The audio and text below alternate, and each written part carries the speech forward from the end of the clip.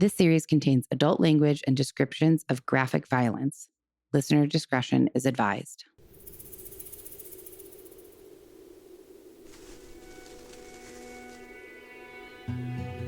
Hello, everyone, and welcome to Death by Southwest.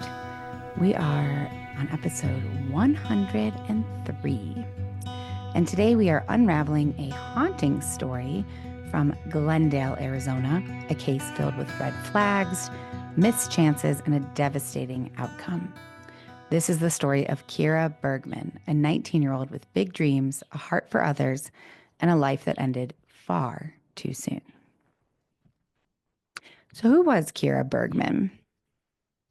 Kiera Lene Bergman was born on July 18th, 1999, in the sunny town of Santee, California, just outside of San Diego.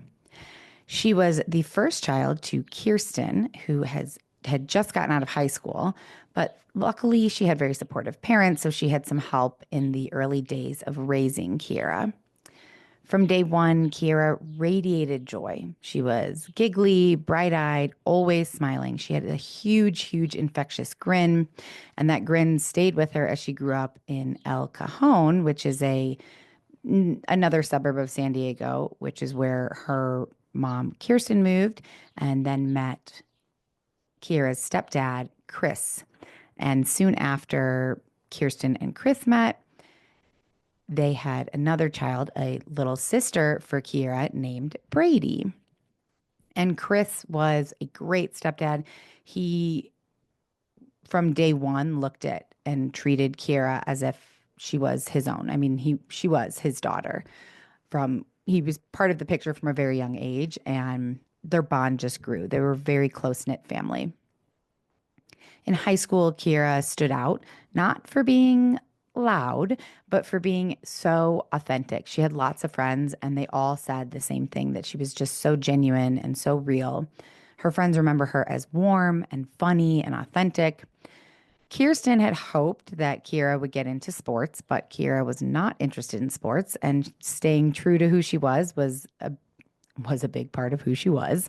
And so she followed her own passions, and her passions were makeup and doing hair.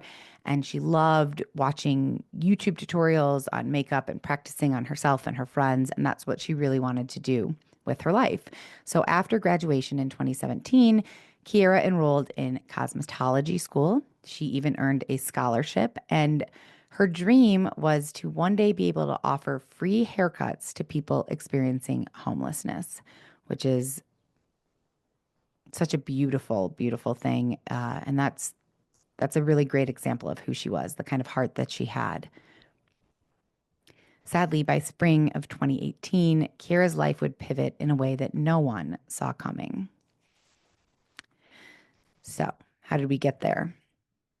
Well, in November of 2017, a well-meaning friend of Kiera's set up a Tinder account for her.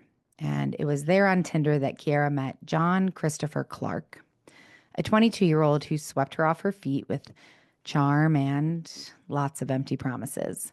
He was confident, he was kind of slick and smooth talking, and little did she know it, but he was not at all who he pretended to be. Her family was pretty uneasy about this relationship from the start. John came and met her family at a holiday gathering, and they just saw red flags. He kind of dominated conversations. He would answer for Kiera when someone asked her a question, and he just came across as kind of off. Plus, Kirsten and Chris had a real problem with the age difference. So at this point, Kiera is 18 and John is 22, and they couldn't understand what a 22-year-old wanted with their 18-year-old daughter. Now, I have to say, I disagree with it a little bit. I think that 18 and 22 is not such a huge age difference. Also, I'm not a parent, so perhaps if I had an 18-year-old daughter, I would feel differently, and I wouldn't like it if she was dating a 22-year-old. Regardless of what her family thought, Kiera was in deep. This was her first real relationship, and it got serious pretty quickly, probably too quickly. Within 4 months of dating John, Kiera decided that she was going to move to Glendale, Arizona with him. That's where he had lived previously, and he wanted to move back there. This meant leaving behind everything that she knew and loved: her cosmetology school, her friends, her family, her support system. What Kiera didn't know was how swiftly John's seeming affection could become control. So, as Kiera's family feared, once she was in Arizona, the vibrant, independent, very authentic Kiera kind of began to fade. John cut off both of their phone service. So he canceled his phone service and her phone service. So the only way that they could talk to friends and family was either through Wi-Fi or, well, it was all through Wi-Fi, but through Wi-Fi texting or calling, and then Instagram or Facebook Messenger when they were connected to Wi-Fi. Very weird thing to do, I think. He also convinced her to take out a loan using her car as collateral. He said he wanted to use the money to buy new furniture for their apartment, but that new furniture never came. He just ended up keeping the money, spending it on himself. We don't know what he spent it on, but he certainly didn't buy furniture. And he also didn't work at all. So Kiera realized they were in financial hardship, and one of them needed to get a job, and John wasn't making any moves too. So Kiera picked up a job at a call center. Then she picked up a second job, and she was pretty much working nonstop while John did nothing. He was just financially exploiting her very, very clearly. Of course, she doesn't want to see that. She's young, and this is a new relationship, and she's kind of smitten with him, which made it that much harder when, out of nowhere, John broke up with her. Didn't really give her any reasons, just broke up with her. Kiera was devastated. And I mean, not only devastated, but I would imagine, and I didn't read this, but I would have to imagine kind of scared and lonely. I mean, she's in this new city. All of her friends and family are back in California. Luckily, there was a small sliver of light in this situation because Kiera was able to reconnect with one of her very good friends from high school named Destiny, who also was now living in Phoenix. The two girls reconnected, and Destiny let Kiera move in right away. So Kiera moved in. She was able to get a new job working at a furniture store with Destiny, and she started to kind of seem like herself again. She was smiling more. Destiny was getting into modeling, and Kiera thought, I would love to try that as well. So she was showing interest in things again. She was back to watching hair and makeup tutorials. She was healing. She was trying to move forward. And it sounds like she was doing a really good job of it. But unfortunately, John wasn't quite done with her. By June 2018, John was back in her life and back in her apartment. He moved into the small 2-bedroom apartment that Destiny and Kiera were sharing, despite having no job and no contribution to make to this apartment. And with him came the same toxic patterns. John was choosing Kiera's clothes, dictating her meals, monitoring her whereabouts, and he was even forcing, might be too harsh of a word, but I'm going to use it anyways. He was even forcing her to join him on trips that he would have to go back to San Diego to check in with his parole officer. He had been in trouble in the past. Unclear exactly what. But when he would make these trips, he wanted her to come with. I mean, the man canceled her cell phone service so that he could very clearly and easily monitor her phone calls and monitor who she was talking to. I'm not sure why you can't do that like with cell phone services, just like with Wi-Fi. However, it was very clear that he wanted to have as much control over her and her life as possible. But going back to San Diego for these parole check-ins, it did allow her to see her family. But not as much as you would think, because John didn't want her to see them alone. So he would only allow her to get together with them when he was present, which is fucking weird. Her family noticed pretty much right away that she was not doing well. She seemed distant, quiet. It was like and I heard this on another podcast, and it seems like a perfect description, that someone was dimming her light. That someone was John, obviously. But you know how, I noticed this, that certain people that I'm around, they say that certain people are, I'm not going to be able to remember it right now, but certain people like drain your energy and certain people pump you up. John was draining the energy right out of Kiera, and it was happening like right before her friends and her family's eyes. So while they were in San Diego for these trips, he was very controlling about like how much she could see her family. On one trip, he agreed that they could all go out to breakfast. Now he went with, like, it was not like Kiera was allowed to just go have breakfast or dinner with her family by herself.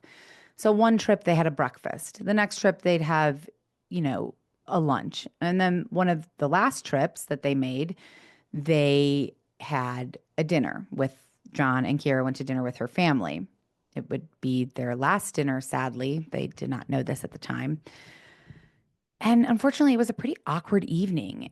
John was being very controlling, and he openly argued with her in front of her family over what to order. She wanted to order one thing, and she told him that. She said, "I'd like to order this." And he argued with her, "No, you can't order that. We're ordering what I want." Ultimately, they ordered what he wanted. And Kiera, she barely spoke. She looked uncomfortable. She was subdued. It was not a good dinner, and very telling about that their relationship was not a good relationship.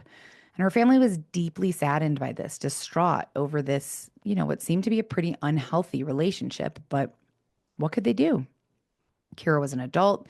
She was seemingly unwilling to leave John, and she wanted to make her own decisions. Unfortunately, her decision to stay with John would be the worst decision of her life.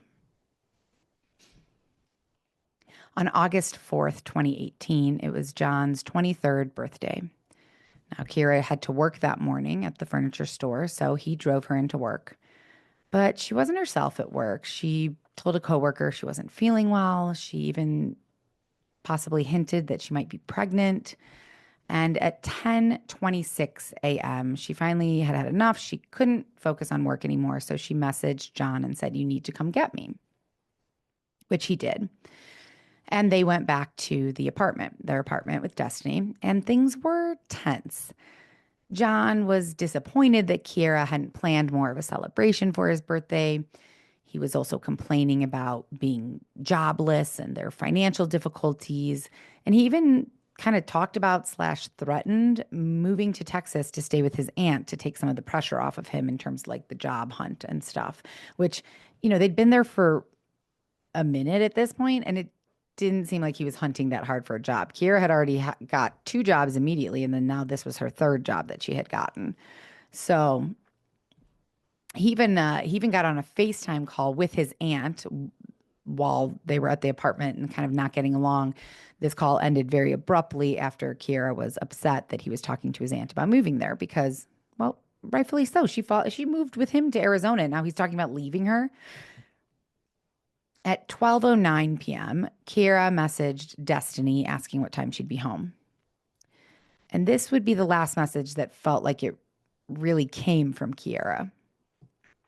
Right before 1 p.m., John texted Destiny and said that him and Kiera had a fight. Kiera had stormed out of the apartment so that John could pack up his things and leave and move out.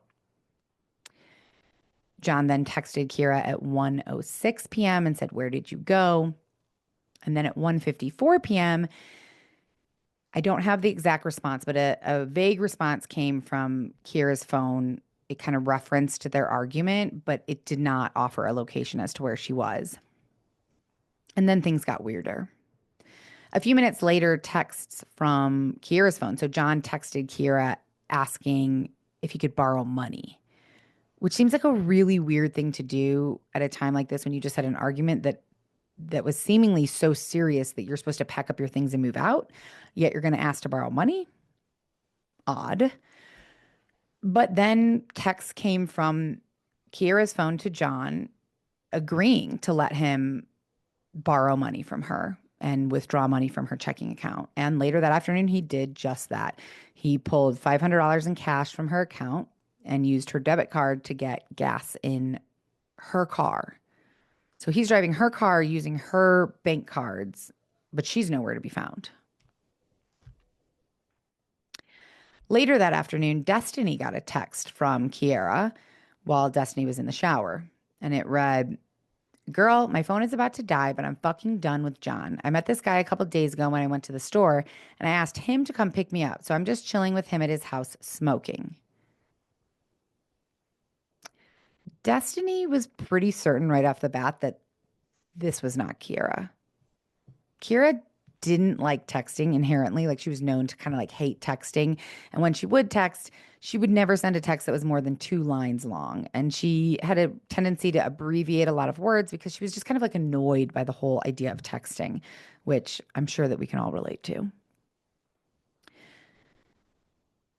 So later this evening, there's no John, there's no Kiera, but Kiera's car is still there at the apartment, and her purse with her ID, her bank cards, all that, hidden in the back of her closet is where it was found. Now, I say hidden, I could say tucked, I could say put, but hidden seems to be more appropriate because who puts their purse in the back of their closet with all of their cards and stuff in it? I mean, maybe if you're having a party at your house and you don't want somebody to go through your purse, that's kind of the only, I was thinking that that's like the only reasonable explanation for doing that. I can say that I've never tossed my purse into the back of my closet, like just on a normal day. Like, oh, where should I put this thing? Let me toss it back here. Yeah, that hasn't happened. You know, I have a hook where my purse hangs. A lot of people put it on their desk, on the counter, whatever. I'm beating this a little bit too much because it's weird to have your purse thrown in the back of your closet. Something was wrong. By Monday, August 6th, Destiny hadn't seen Kiera in 2 days.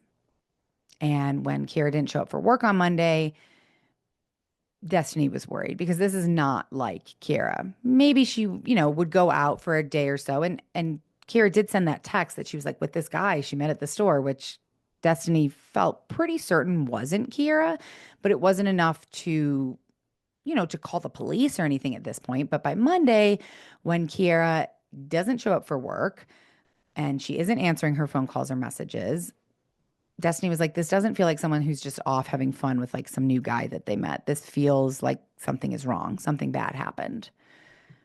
So Destiny called Kiera's mom, Kirsten. And within hours, the family was making the 5-hour drive from El Cajon to Glendale while Destiny went and reported Kiera missing. As soon as the family got there, they were like boots on the ground searching for Kiera, posting flyers, knocking on doors, created a Facebook page to help gather tips and keep, put her name in the public eye. Kiera's younger sister, Brady, helped organize search parties. Friends and strangers joined the efforts. But days passed and still no Kiera. And then John went on TV. On August 9th, 5 days after Kiera vanished, John stood in front of news cameras, looking, glassy-eyed and sad. "Kiera, if you can hear me, please come back," he said. "I'm sorry. I know that me not having a job was a big issue. I did get a job. I start on Monday. Just come back. I'm not going to ask any questions." I mean, it seems like a weird thing to like on the news say, "I got a job. Just come back. I'm not going to ask any questions." Why would you not ask any questions? If Mark disappeared for 2 days, I would be worried for sure. And if he came back, I would ask a lot of questions.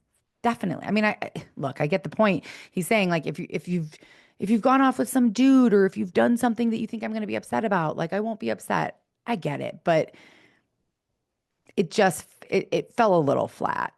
And to the public, it may have seemed like a concerned boyfriend, but to Kiera's family, it was guilty looking. Chris, Kiera's stepdad, told the press, "We know she didn't just walk away. She was taken or something happened." So now police are involved. We're investigating. And police decide to bring John in for questioning. Understandable. And they got warrants and pulled phone records, Wi-Fi logs, and texts. And even though John is still sticking to the story that like she stormed out and then he like gathered up his things and left and went to go stay with a friend, the data that they pulled throw a lot of wrenches into this story. So investigators matched the timestamps of the suspicious texts, like Kiera saying, "Yeah, go take money out of my account," and "I met a guy at a grocery store," uh, to Wi-Fi logs from the apartment. So both Kiera's phone and John's phone were shown to have been connected to the same home router at the exact moments those texts were sent, suggesting that John had her phone and was pretending to be her. I mean, it was connected to the Wi-Fi router in the apartment, but Kiera wasn't there. But she's somehow sending texts from her phone that's there. No. The tech analysis also showed that the message sent to Destiny, claiming that Kiera was like meeting someone, was actually sent from inside Kiera's own home. On August 7th, which was 3 days after she had vanished, remember August 6th is when Destiny called Kirsten. The family came down. Kiera hasn't been seen. So the day after that, she's still gone. No one's seen her or heard from her. But both phones were still connected to the same apartment router, despite Kiera being nowhere to be found. Surveillance showed John using Kiera's card in an ATM in a gas station. That wasn't shocking because, according to the texts, she said, "Oh, please go take money out of my phone," after we just like broke up seemingly and I kicked you out. Again, weird. And then they also saw some messages on John's phone to a friend of his about how law enforcement could just use Find My iPhone to try and find Kiera, but that shortly after he sent that message, they could then see Kiera's Find My iPhone, whatever, you have to have that turned on. It was turned off. And then shortly after that, her phone was turned off, and it has never been turned back on. Police are suspicious, to say the least, and they ask, "Did you send these texts from your phone?" And instead of explicitly denying it, he said, "Why would I do such a thing? I don't think that Kiera is dead. I think she's alive. So why would I send texts from her phone?" Which seems like a really weird response. Why wouldn't you just say, "No, no, I didn't send, I don't have her phone. How could I send texts from her phone?" Then they asked him to take a lie detector test, and he refused, which just only fueled the belief among Kiera's family and close friends that he had something to hide. Police also talked to family and friends, talked to Destiny. Destiny told police that she had seen bruises on Kiera before, and she described John as volatile, erratic, and extremely controlling, that he had even on multiple occasions grabbed Kiera by the throat and pressed on her chest to like neutralize her, kind of, I guess. Neighbors that police spoke to reported that someone who was friends with John arrived the day that Kiera vanished at the apartment in a car. And then they saw John hauling trash bag after trash bag from the apartment into that friend's car. So police are feeling like, oh, this is kind of all coming together. But at this point, there was still no body. Until September 3rd, 2018, when a cyclist riding through a remote stretch near Arizona Route 85 spotted something. Human remains. The next day, the badly decomposed body was identified through dental records as Kiera Bergman. She'd been found about 45 minutes from her apartment. There was no clear cause of death, no murder weapon, and no DNA found on the scene. It was just the family's worst fears being confirmed. Police also informed John, and he immediately refused to speak to the police anymore and lawyered up. In mid-September 2018, investigators decided to take some action. John was arrested and charged with second-degree murder, tampering with evidence, and improper disposal of a body. Bail was set at a staggering $1 million. But what led to that moment, it wasn't just Kiera's disappearance. It was the growing mountain of circumstantial evidence and one key moment, the search of John's vehicle. So this wasn't John's first arrest.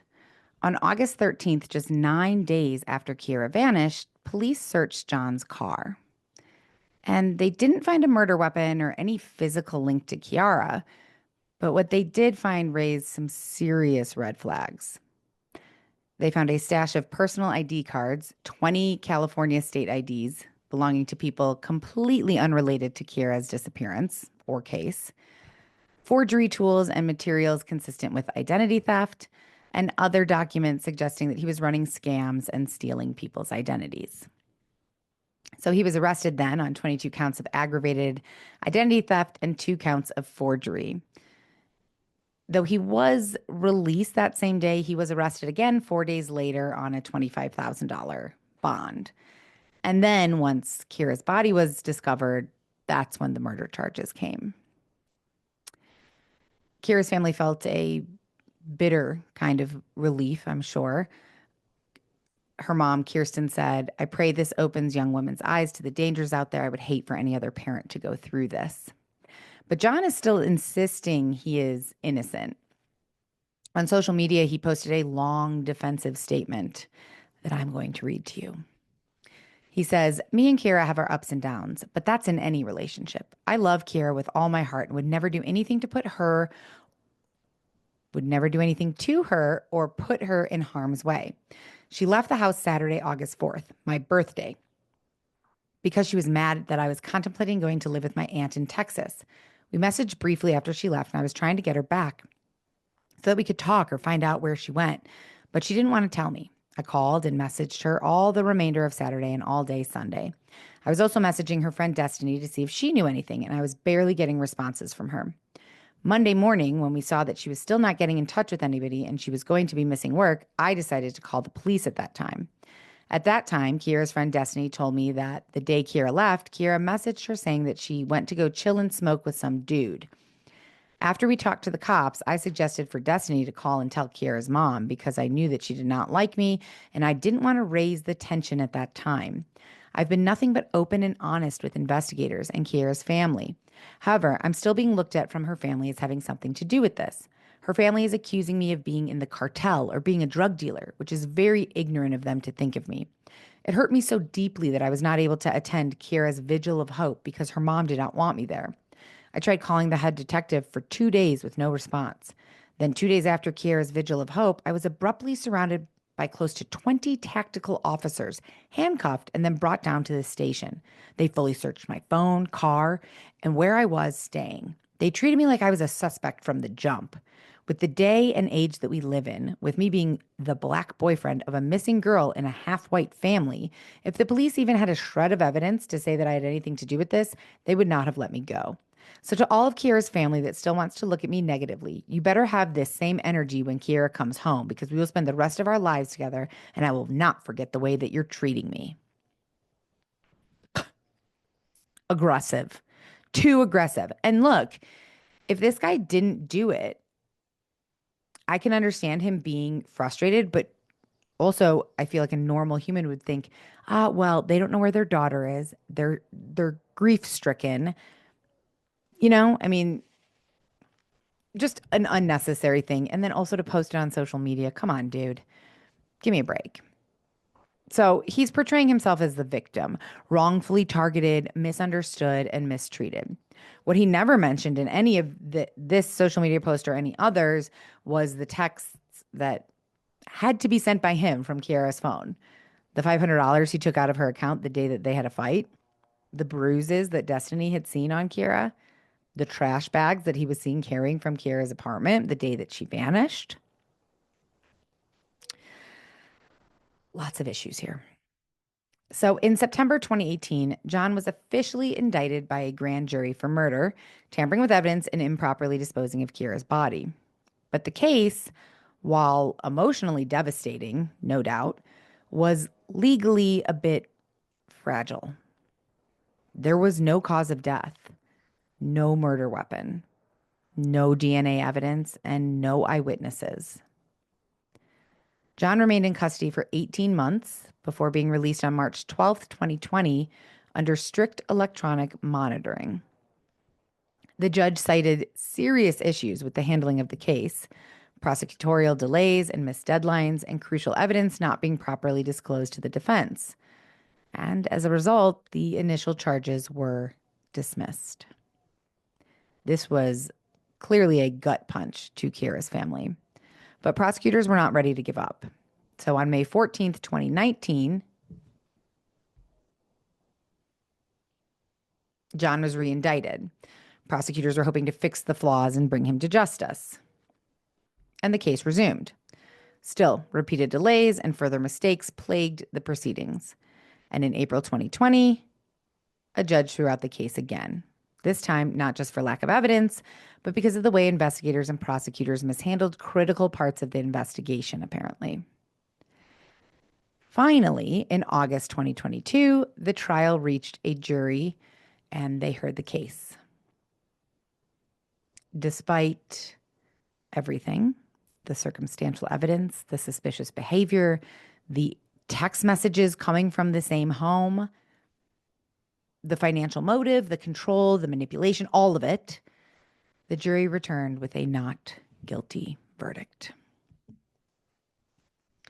After the verdict, the judge issued a scathing criticism of law enforcement's handling of the case. Apparently, Phoenix police had failed to investigate numerous credible sightings of Kiera after August 4th. There were reports from as far as Kingman, Arizona, and up till San Diego, California, that people had seen someone who looked like Kiera or who they believed to be Kiera in the weeks after she was reported missing. There was a silent witness tip about seeing Kiera 2 weeks after she vanished that was never pursued or looked into. And apparently prosecutors withheld potentially exculpatory evidence past court deadlines, which meant that the jury never heard some of the most damning details. And without a cause of death or physical evidence, the defense argued that the entire case was built on speculation, which it kind of seemingly was. Now, it was very damning speculation, I believe, but nonetheless, John walked free. And Kiera's family was rightfully so devastated and heartbroken. Chris, her stepdad, said, "I know God's going to forgive him, but I never will." And Kiera's mother, Kirsten, she's been taking that pain and transforming it into purpose. She volunteers with organizations that support domestic violence survivors, hoping to spare other young women from the same fate that her daughter suffered. Kiera's younger sister, Brady, also wants to do the same, saying, quote, "My sister was a victim and she lost her life to it, so I feel like I need to be part of the voice of the women and children going through that to help break the cycle." Brady said that her and her family are incredibly grateful for the support they've received on social media, and they will be keeping the Facebook page Justice for Kiera up and running as a memorial page. Her family also plans to continue giving back. Every year around Kiera's birthday in July, they will continue to hold a donation drive on Amazon to donate to domestic violence shelters for women and children who have recently fled from their abuser and are starting with nothing. They collect everything from toiletries to clothes to other necessities to give back. And they post about that drive each year on their social media page, and anyone can donate. So this unfortunately, well, they all have a sad ending. This one is a real tough one to swallow. But Kiera should be remembered for being more than a victim. She was a daughter, a sister, a friend, a seemingly very happy, wonderful young woman. And her story should have ended with justice. Unfortunately, it does not seem to end with justice. It seems to end with a lot of silence, which is devastating. So if you or someone you know is in a toxic or controlling relationship, please seek help. There are resources, and we have some of them listed in our show notes if you should ever need them. With that, I'm not going to do a bunch of chatter at the end because this is just too tough of a story to follow up with chatter and babbling like I usually do. So I will just say thank you for listening. Thoughts and prayers go out to Kiera's entire family and friends. And I'll see you guys next week. Stay safe. Bye. Death by Southwest is hosted by Jenna Schneider and Margot Carmichael. Executive produced by Margot Carmichael. Produced by Jenna Schneider. Audio editing and sound design by Margot Carmichael. Music by Soundstripe. And a special thanks to Edward R. Murrow for letting us borrow his famous sign-off phrase, good night and good luck.